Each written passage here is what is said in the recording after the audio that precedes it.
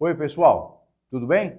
Ralph Peter com vocês novamente, programa Livros em Revista, que vai ao ar toda quarta-feira às 19 horas pela nossa BCC Television, que sempre tem o firme propósito de levar até vocês um bom entretenimento com um elevado teor de cultura, que naturalmente conseguiremos dentro de alguns minutinhos com o professor, editor, escritor e alguns outros atributos bons, naturalmente, professor Carlos Seabra.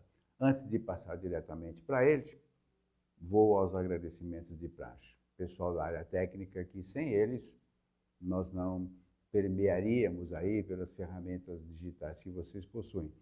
Betânia, Luciana, Márcio, Verão, em suma, toda essa valiosa equipe a quem eu agradeço toda semana e faço isso com muito prazer e devoção.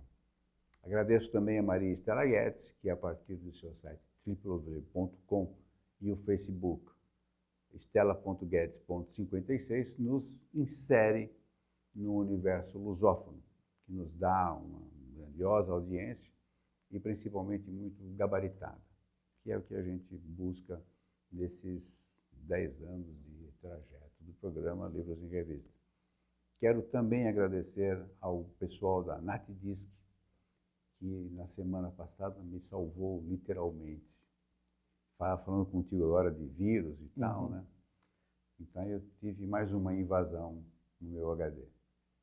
E pensei, perdi todas as informações aí. Ficou, sabe quando você tem o HD zerado e azarado?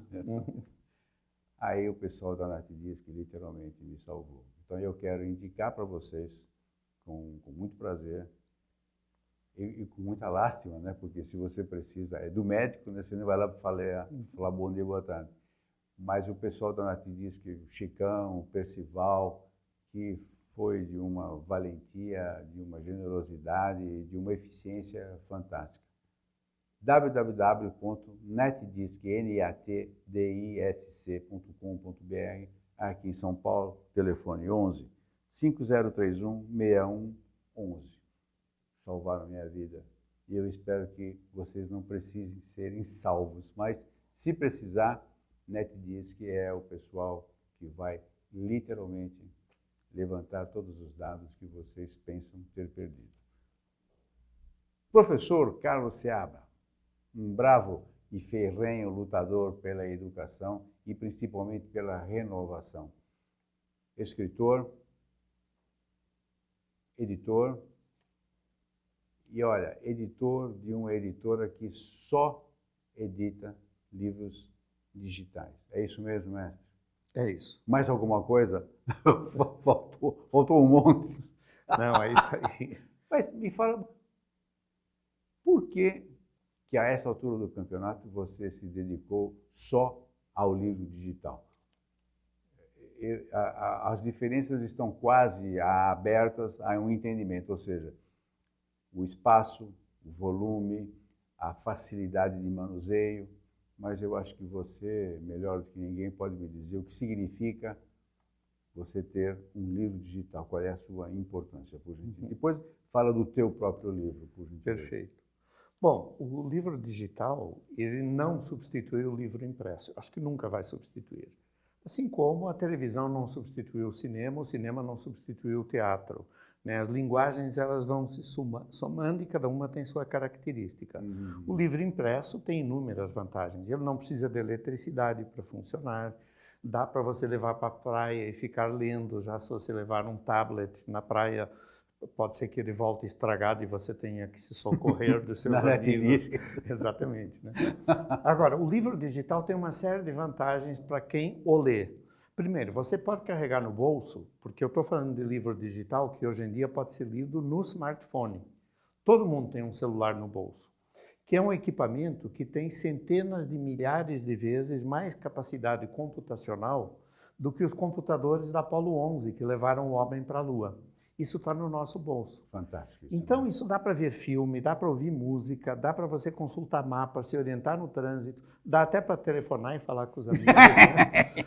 Alguns até falam, exato. Isso. É um aparelho que permite também ler livros. Ora, ler livros no Brasil é uma coisa muito rara.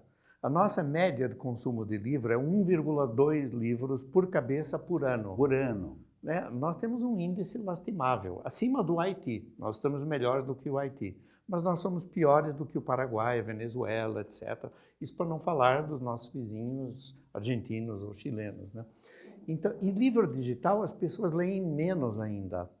Isso para não falar em comprar. Então, por isso que o meu selo editorial, no momento a gente está focado em editar livros de educação, voltados para professores, são livros de formação de professores, gratuitos. O que a gente ganha com isso? Eu não sei, até agora eu não ganhei nada, só muito trabalho, mas eu quero que as pessoas ganhem o hábito de começar a ler no seu celular. Certo? Isso é uma diferença. Né? O digital você pode carregar dezenas de livros no seu bolso. Já o livro impresso você vai carregar 1 ou 2 debaixo do braço, até o que eventualmente. Pesa, né? Exatamente. O livro digital também permite, para estudar, ele tem uma série de vantagens. Ele permite fazer busca por palavra-chave, você vai localizar no livro. Ele permite você fazer anotações no livro e compartilhá-las com pessoas. A plataforma que eu uso no selo Oficina Digital é a S Educação, que é uma plataforma que tem algumas características específicas. Uma delas é quando você faz uma anotação, você assinala um parágrafo e aí você escreve um comentário e você pode compartilhar, por exemplo, com o teu professor, se você é um aluno e está usando esse livro para estudar. Aí o professor, no livro dele, aparece a tua anotação. Aí ele te responde. Só que ele responde e ele fala, nossa, a minha resposta ficou muito boa. Eu quero compartilhar isso não só com você, mas com a classe inteira. Vai reverberando. Exatamente. E ele pode clicar lá e compartilhar com a classe. Claro que ele terá cadastrado os alunos como sendo sua classe. Então, o livro digital ele oferece uma série de recursos muito interessantes para o usuário, para o leitor. Mas, para mim, como editor, ele também tem uma série de recursos interessantes. A divulgação ela é igualmente problemática, quer seja um livro impresso, quer seja um livro digital. São muito poucos programas como o teu, aliás, parabéns, você tem um trabalho excelente e fantástico, mas você sabe como é um oásis no meio do deserto. É difícil as pessoas terem algum lugar onde possam falar dos seus livros. Então, a divulgação é algo realmente tão difícil no digital quanto no impresso. E quando você consegue a divulgação, que não é o nosso caso, custa caro. Exatamente. Tudo é na base do jabaculê. É bom deixar bem claro que nós aqui não recebemos um centavinho. Sim. A não ser o prazer da presença. Perfeito, que é uma remuneração ótima. Né? Muito obrigado. Para mim, com certeza é. Ambos ficamos mais ricos. Né? Obrigado. Agora, a distribuição ela é muito mais fácil no digital, porque o livro impresso você tem que colocá-lo nas livrarias físicas. É uma físicas, logística miserável. Exatamente, que consomem a maior parte dos recursos. Normalmente o distribuidor 40, fica com 50%. Exatamente, da receita. O digital também te consome um pouco, porque se você vai distribuir na Amazon, no Google Play, na Apple Store, etc., eles no mínimo pegam 30%. Porque precisa custear a nuvem, as estruturas, os backups tecnológicos. É justo. Né? Sim, mas o digital, portanto, ele é muito mais fácil de publicar do que o impresso. Certo? Ele tem essa diferença. E qual é o grau de penetração que você está obtendo hoje? Olha, nós estamos ainda no começo. O selo tem 1 ano de existência. Nós estamos com 16 obras publicadas. Até o final do ano a gente deverá ter umas 20, 22. É uma coisa que vai aos poucos, né? Eu creio que a nossa técnica deva estar mostrando, nesse momento, a imagem dos livros que você já editou. Agora, tem uma coisa que me chamou a atenção, que você falou assim, en passant, mas que é, se eu entendi corretamente, por demais importante. Você me disse que o acesso aos livros que você editou é gratuito? É gratuito. Totalmente? Totalmente. Na série Formação de Professores. Nós agora estamos lançando uma nova série chamada Aprendizagem Criativa, que vão ser livros pagos. E foi o que você editou recentemente? Não. Qual que você editou recentemente? O Jogos na Educação. Jogos na Educação, que eu achei... E esse é gratuito. Oh, esse é gratuito. Legal, hein? Sim. Eu aí abordo a questão do lúdico na educação. Porque o mundo é lúdico, tudo é lúdico, né? As pessoas às vezes se jogam, elas têm às vezes uma má impressão do jogo. Em inglês, Parece jogo... que você está dispersando a atenção, né? Sim. Quando é inverso, né? Exatamente. O jogo é uma forma de você se apropriar Você do se mundo, integrar, né? integrar, né? Exatamente, porque tudo é lúdico. E quando você olha as coisas como se elas fossem um jogo, e isso é uma estratégia de aprendizagem muito interessante, se os professores atentarem isso, eles vão poder desenvolver iniciativas pedagógicas diferenciadas, né? A ciência é um jogo. Então, se você tenta entender o que é uma galáxia, se você pensar a galáxia como um tabuleiro e tentar entender como é que são as regras que regem os planetas, as estrelas, etc., você vai entender o que é a ciência. E a humanidade se organiza toda como um jogo. A nossa sociedade é um grande jogo. A política é um jogo. É um jogo onde normalmente a gente só perde. Porque enquanto a gente não mudar as regras... Né? Nós exatamente. Eu brinco que quando eles apanham um resfriado, nós morremos de pneumonia. Isso. Mas para nós, enquanto cidadãos, e para construir a democracia, nessa aprendizagem da democracia, que a gente ainda tem muito a aprender, é preciso entender, se a gente olhar isso como um jogo, e a gente pensar quais são as regras, você vai ver que com essas regras, só eles ganham. E eles eu nem vou dizer quem são, porque não é o caso. Faz parte do jogo você tentar entender quem é o eles, quem é você e tal, né? A religião é um jogo.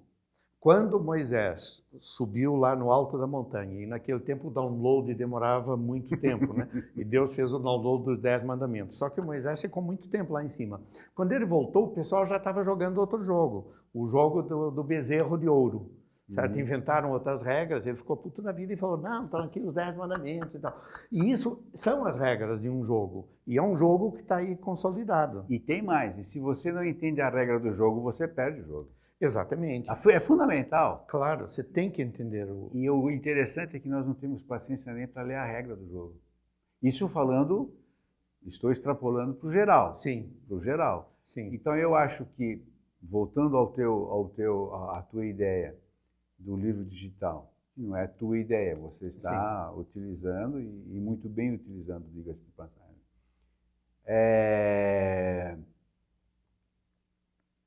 A ferramenta digital vai ajudar fantasticamente nisso.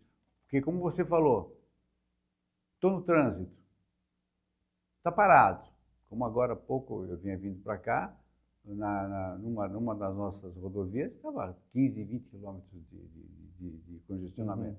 Você vai fazer o quê? Vai se atirar pela janela? Está com o livro digital no bolso? Vou me inteirar de alguma coisa. Porque mesmo que você não queira, por mais fora da órbita que você, da órbita que você esteja, está lá. Você está lendo, bem ou mal, alguma coisa está agregando, você está assimilando, mesmo que você não queira. Às vezes, mesmo quando você não quer, que você assimila mais. É o tal do subliminar, que vai por aí. Embora, só um parêntese, no trânsito é meio perigoso ler, mesmo no farol. Mas está parado. Não, Sim, parado, você está no congestionamento. Mas o que é ideal no trânsito, e eu acabei de fazer uma parceria agora com a uBook, que é muito interessante, ubook.com, que é uma empresa só de audiolivros. E a gente vai começar a transformar alguns livros... Parece que agora está pegando, né? Porque eu conheço o audiobook há uns 20 anos. Sim, mas agora começa a pegar. Nos Estados Unidos, o audiobook é responsável por 32% do mercado de livros. Aqui no Brasil é quase traço, né? Seabra, eu recebi audiobook, pra você ter ideia, em fita cassete. Sim, sim. 40, 50 Agora é streaming, e o uBook tem um sistema que você assina, como se fosse o Netflix ou o Spotify, você faz uma assinatura e aí você pode ter todos os livros que você quiser. E aí, para ler no trânsito é ótimo, você pode até estar dirigindo, você está ouvindo, põe no viva voz, ou antes de dormir os teus olhos já estão cansados, você nem quer ver nada na TV, porque você precisa ficar dos olhos fechados, mas ainda está sem sono, um audiolivro é bem interessante. E agora é interessante esse negócio de streaming que você falou, porque os automóveis novos já não vêm mais com CD player. Sim. Acabaram com o CD player. A conexão Wi-Fi... exatamente, é USB ou... Exatamente. Fantástico. Exatamente. Bom, mas fala mais, me fala mais aí, pô. Então, mas voltando só à questão do lúdico, né? Uhum. Tem as várias regras. Então, por exemplo, um rapaz e uma moça, eles vão ao cinema, eles estão interessados um no outro. Tem todo um jogo que é dado pela genética, que são regras de jogo que a gente tem que atentar, a gente pode modificá-las. Está aí transgêneros e tudo isso, que é uma modificação. A gente tá lá, Mas a gente já não... vem com isso instalado no nosso firmware. Aí você tem Boa essa. Muito... Você tem regras que são da sociedade, da tua cultura. Se você é muçulmano, você tem que, e é mulher, tem que estar com a coisa coberta e tal. Enfim, cada cultura tem seus hábitos, né? São regras de jogo. E tem a regra de jogo que aqueles dois vão construir, um com o outro. Então o rapaz encosta o cotovelo no cotovelo da moça durante o filme. Se ela não tira o braço, ele já pensa, puxa, agora eu vou encostar o meu joelho no joelho dela. Existe uma coisa... Você é malandrinho, hein? Sim, mas ser malandrinho faz parte da regra do jogo. Ele arruma desculpa para tudo, não é? Aí se a moça tira o cotovelo dela rápido, o cara já percebe, opa, eu fui muito afoito, ela não gostou. Se ela deixa... Transgredir a linha. Então, mas isso tudo é uma construção de regras. E quando você está aprendendo matemática, língua portuguesa, história, geografia, física, biologia, é a mesma coisa. Se você usar a mentalidade lúdica para tentar entender que jogo é esse, você vai conseguir aprender melhor. E se o professor tiver essa consciência e ele conseguir colocar os conteúdos de um modo lúdico, os alunos de manhã não vão acordar, ai, que frio na barriga, hoje vou ter prova de matemática. Eles vão acordar de manhã e, oba, hoje eu vou ter aula, vou para a escola. Aí você também acordou, né? Não, desculpe te interromper com essa brincadeira besta, mas também sou lúdico. Mas eu acho que esse é o melhor dos mundos. Sim. Agora, você entrou num campo, e você é um ferrenho batalhador pela cultura, pela formação, tanto quanto nós aqui somos. Mas você está lidando com a parte de cima. Existe, ou seja, o professor, que você pretende que ele aprenda e dissemine esta filosofia, esta ferramenta que é fantástica para o aprendizado geral. Você pretende criar alguma coisa já para o infante, aquele cara que está sendo alfabetizado ou recém-alfabetizado, para que ele, mesmo que o professor dele não queira, ele comece por si só a aprender a utilizar as ferramentas inatas que ele possui, que muitas vezes desconhece? Olha, as crianças, os infantes, como você disse, eles já aprendem o tempo todo. Às vezes eles podem não estar aprendendo aquilo que se acha que é importante eles aprenderem. Mas o ser humano está sempre aprendendo. O grande problema é a aprendizagem na escola. Que essa escola que a gente tem, ela ainda é muito taylorista, fordista, ainda é da era industrial. A gente precisa ter uma escola que estimule o aluno a ter prazer no aprendizado. Porque as pessoas aprendem a ter prazer muito cedo. Prazer sexual, o prazer da gastronomia, o prazer de fazer compras, são tudo prazeres importantes, fazem parte de nós, seres humanos. Mas o prazer de uso do intelecto é algo que a escola tem, é o seu principal papel. Que tem que mostrar, abrir e direcionar. Exatamente. E aí não é uma coisa só do professor. Alguém já disse, acho que foi o Clemenceau, que a guerra é uma coisa séria demais para ser deixada só para os generais. Eu diria que a educação é uma coisa séria demais para ser deixada só com os professores. Os pais têm que se preocupar, a sociedade tem que se preocupar. O gestor da escola normalmente é o que mais impede um avanço da educação. E ao professor sobra o pior de tudo. Ele tem que lidar com os problemas mais antigos da humanidade, a indisciplina, os alunos chegam, são todos analfabetos, não têm interesse, eu tenho que atender reclamações dos pais, tenho que atender o diretor, e novos desafios. Os alunos hoje em dia todos têm um celular no bolso. Se ele fala uma besteira, os alunos filmaram e ele está no YouTube no dia seguinte, não é só você que vai para o YouTube. O professor, se ele fala uma besteira em sala de aula, daqui a pouco os alunos põem, ele é vítima de um bullying, cyberbullying, enfim. A problemática dos professores é muito grande. O papel do professor é mais difícil do que nunca. E sempre foi muito influente, né? É preponderante. O papel do professor é preponderante. Sim, um bom professor, ele forma um montão de gente.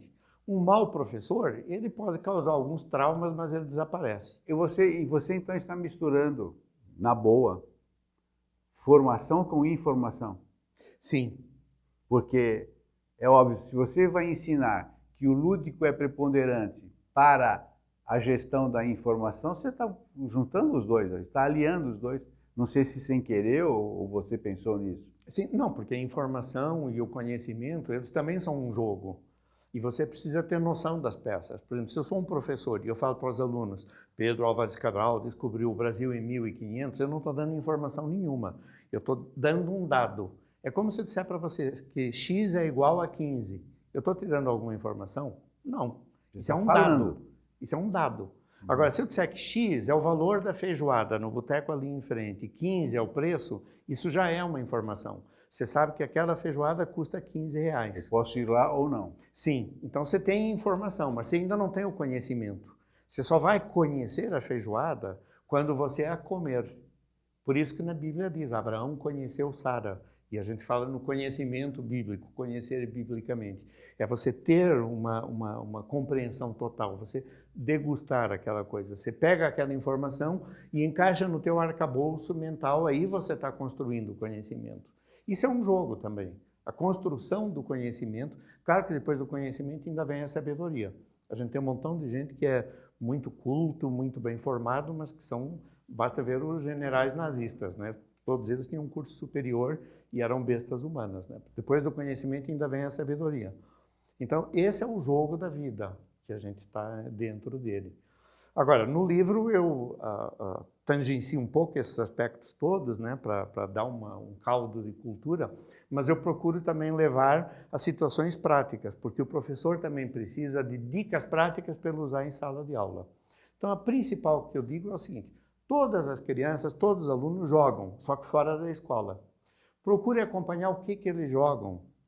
Procure acompanhar quais são os seus valores, acompanhe o perfil deles nas redes sociais. Aliás, esse é outro livro meu que eu publiquei no selo, que é Redes Sociais e Comunidades Virtuais na Aprendizagem, onde eu também dou uma série de dicas de como usar o Facebook para, não para ensinar, mas para você aprender quem são teus alunos. Você vê o que eles postam, você vai ver como eles escrevem, você vai analisar a qualidade de linguagem deles, você vai ver os valores que eles têm, os preconceitos que estão imiscuídos, né? É uma ferramenta muito útil para professores. Quer dizer, você está fazendo um chamamento público ao professor para que este se abra, se expanda um pouco mais.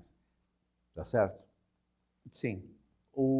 Você crê que o professor, não estou falando isso para criar aqui um chavão, né? Mas você crê que o professor brasileiro esteja efetivamente preparado para esse chamamento? Ou seja, será que ele vai ter tempo e vontade ou motivação para fazer tudo isso que é uma beleza que você falou? Você acha que... Eu estou perguntando claramente, não estou querendo fazer polêmica pela polêmica. Você acha que o professor vai ter oportunidade de dedicar-se tanto quanto você gostaria que ele o fizesse? Esse é o grande desafio. Certo? Hoje em dia, você ser professor na Finlândia, na Dinamarca, é muito fácil. Quer dizer, tem uma série de desafios, nada é fácil, mas comparado com... O que é difícil é ser professor no Brasil, principalmente em algumas partes do Brasil, em alguns Brasis, né? Se é difícil a gente ser cidadão comum, imagina como é difícil você ser um professor ou você ser um profissional de saúde. A quantidade de demandas e de variáveis é muito complexa.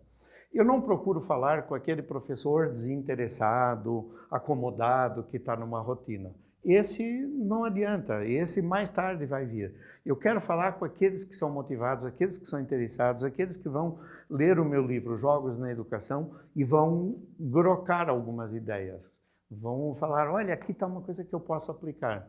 É como aquele homem lá na Galileia, né, há 2000 anos atrás, que ele procurou falar para uns poucos que acompanhavam suas palavras, e aí os outros disseminarão. Eu acho que é assim que as grandes ideias se multiplicam. Não adianta você querer falar com todo mundo. Então eu procuro colocar as coisas do jeito que eu penso para aqueles que têm entusiasmo A gente vê, eu não tenho expectativa que milhões de professores vão baixar o meu livro que está gratuitamente na plataforma, mas se algumas centenas ou mesmo alguns milhares baixarem e usarem no dia a dia, eu acho, e me derem feedback, a gente vai aí chegar a algum lugar. Eu ia justamente perguntar isso. Qual é o feedback que você obteve até agora? Ainda é pouco, porque a gente está começando agora uma ação de divulgação, da qual um dos marcos iniciais é esse programa, por exemplo, Puxa, certo? que honra. Porque até agora não saiu nenhuma nota na imprensa, etc. A gente produziu um folheto. O mês passado eu tive no Encontro Literário do Cerrado, distribuí lá. O mês que vem eu vou estar no FLI Araxá, o Festival Literário de Araxá. Também vou levar o folheto. Eu tive no Sindicato dos Professores dando uma palestra, deixei o folheto lá. Então começa agora uma divulgação. É um caminho bem longo que vai percorrendo. Sim, vai piano a piano se vai lontano. Tortuoso, né? Agora, outra característica do livro digital é essa. Você tem um livro impresso, você não sabe quem está lendo o teu livro.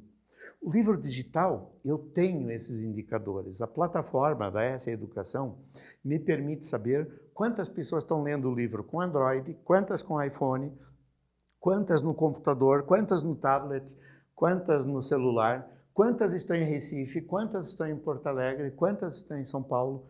E no final de cada livro, eu tenho um questionário que eu pergunto: quem é você? Você é professor de Fundamental 1, Fundamental 2, Ensino Médio? Você leciona História, Geografia, Língua Portuguesa? O que você achou desse livro? O que você sugere?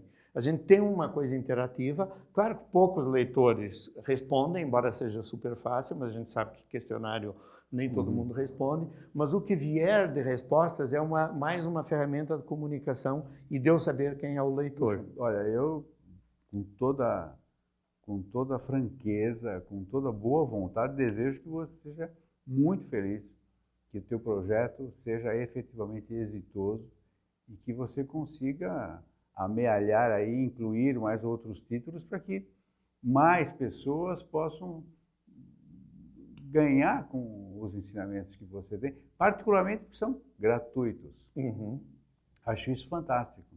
Quer dizer, é um belíssimo de um trabalho realmente e que merece toda a nossa atenção, apoio e muita colaboração. E que você continue assim por longos e longos e longos e longos tempos e que você consiga conscientizar as massas coordenadoras do ensino desse país. Você já tentou levar isso para algum ministro, algum secretário de Estado, alguma coisa? Ainda não, no momento não. Vamos providenciar isso. Perfeito. Isso Vamos providenciar. Porque, inclusive, como é gratuito, não tem... Eu tive uma reunião mês passado com o pessoal da Secretaria de Educação de Minas Gerais, porque durante o encontro lá em Uberlândia, do Elicer, teve um encontro dos dirigentes municipais de educação de Minas Gerais. Tem algumas centenas de secretárias de educação e tal. Então, já tive um bom contato, mas foi o único até agora, né? Outros virão, posso te garantir. Exatamente, sim. Tenho a minha palavra de empenho. Tá certo, muito que obrigado. Eu espero seja eficiente e não fique só no chiacchiere, como você mencionou o italiano, eu fico no chiacchiere. Mestre, desafortunadamente o nosso tempo se foi. Tá certo, escorre muito rápido, né? Felizmente, não foi tão tedioso, né? Tempos fugidos. Brincamos, né? E fomos indo embora. Mas olha, que as forças benfazejas te mantenham assim, bastante ferrenho, lutador, com esta característica focada no ensino e na formação nacional.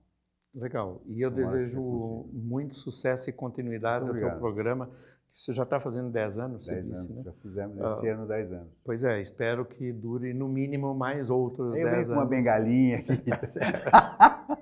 Valeu, obrigado. Pessoal, conversamos com o mestre Carlos. Quanto tempo de estrada que você tem de ensino?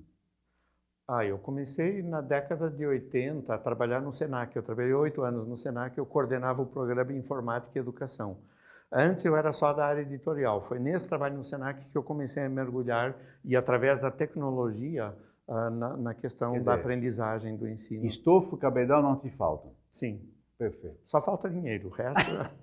Mas está querendo muito, né? É verdade. Falando de livro, educação, vai querer ganhar dinheiro? Isso é para poucos. Isso é para alguns poucos embustes que existem por aí. Obrigado pela vinda e pela companhia. Obrigado mesmo. E olha, portas abertas sempre. Tá? Ok. Pessoal, Obrigado pela companhia. O mestre Carlos Seabra realmente é uma figuraça, um sujeito muito bem intencionado, e queiram as forças boas do universo que ele seja ouvido e que nossos filhos possam um dia, netos e filhos, possam um dia observar e usar a bela plataforma que ele dispõe, como ele disse, gratuitamente. Como é que é o... Bom, tá no vídeo. Oficina.com.br/ESSIA. ESSIA. ESSIA. Isso. ESSIA é a plataforma. Oficina Digital é o meu selo editorial. Perfeito. Muito obrigado. Pessoal, até a próxima semana com mais alguma outra pessoa inteligente deste calibre. Tchau, tchau. Felicidades.